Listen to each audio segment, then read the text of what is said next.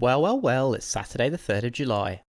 This is episode 21-26 of 301 Permanently Moved Online, a personal podcast 301 seconds in length, written, recorded and edited by me, at the JMO. I've been thinking a lot about world building, worlding and memory this week, as I've been editing and taking notes on recorded conversations that I've had recently. Basically, doing prep work and getting things set up for a self-directed research project. If you're interested, you can check out the initial sketch of the project at worldrunning.guide. Anyways, a couple of months ago, I interviewed tabletop roleplay game designer Paul Czege about world running. We talked about Ian Chen's book, Emissary's Guide to Worlding, about Chen's comments about how successful worlds outlive the creator's authorial control, and we talked for quite some time about the edges of a world and its ending. Until our conversation, I'd been thinking about worlds as something ongoing or unfolding, worlds that were infinite enough in the James P. Carr sense, narrative platforms made up of complex elements that produce drama. But Paul disagreed. Worlds can continue in retrospect. A world can quote-unquote end the same way as a novel or movie ends. But if your experience of it made an impact on you and it remains installed in your head, then it continues to be alive.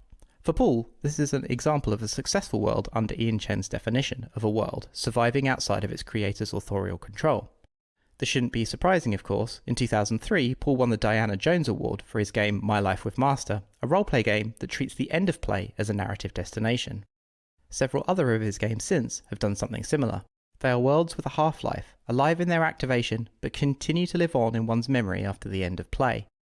This line of thinking has led me down a time-wasting rabbit hole, trying to think about the kinds of experiences that we have whilst inhabiting worlds and playing games.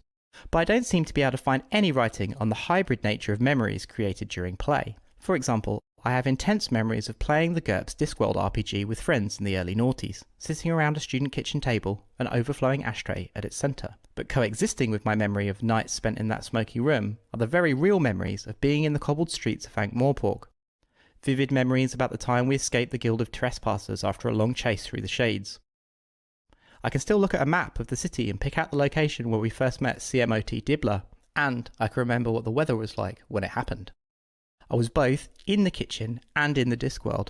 What is this called, this co-location of realities on top of one another? A hybrid or hypermemory? My first introduction to RPGs was about the age of 9 or 10. School friends reading Redwall, Lord of the Rings, Robin Jarvis, and all getting into Warhammer. We knew that Dungeons and Dragons existed and that it was special, but we'd never played it. My friend Dan C had an older brother who would watch play it. Nightmare was on TV after school, and we were all borrowing fighting fantasy books from the library. So from this heady mix of absorbed cultural influences, we understood that we needed a dungeon master. So I have all of these hybrid/hyper memories from school built on top of one another. There's Ben, Toby, Tom and I in our grey shorts and school jumpers following Dan C, LARPing our way around the school field.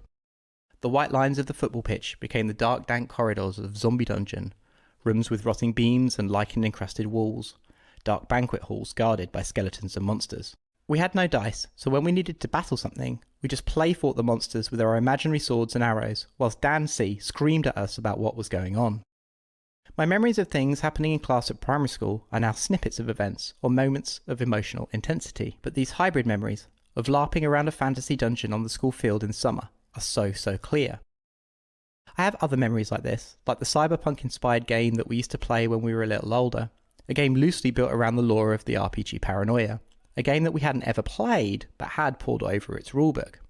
This world had elements of the point-and-click adventures and text adventures that we were playing on the school computers. This imaginary world can actually be situated in the wider narrative of 1990s globalization.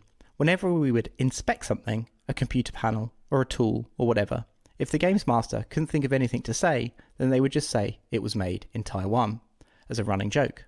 For a while, as a kid, I'd get a thrill whenever I got a new toy and it was made there. We had noticed something about the real world in our imaginary one. Anyways, do you know what I'm talking about? These hybrid/hyper-real, dual-located memories? Does anyone know of any writing about them? Do you have takes? Get in touch. I'd like to explore this more. If it's true that worlds are co-created by their inhabitants, then understanding this hybrid experiential reality is an important part of getting to the bottom of the role of a world runner. What it is they are doing with the audience when they are worlding worlds. If you'd like to help me find out and would like to support my work, please consider a monthly contribution at www thejmo.net/support.